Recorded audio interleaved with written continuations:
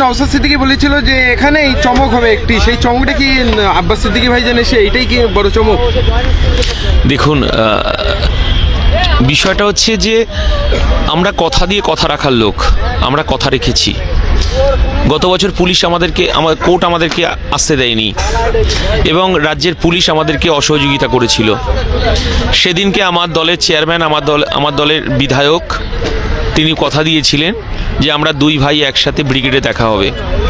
আমরা ব্রিগেডের জন্য অ্যাপ্লিকেশান করেছিলাম এবং আর্মি তাদের কাজের জন্য আমাদেরকে মাঠ দিতে পারেনি। আমরা শহীদ মিনারে এসেছি।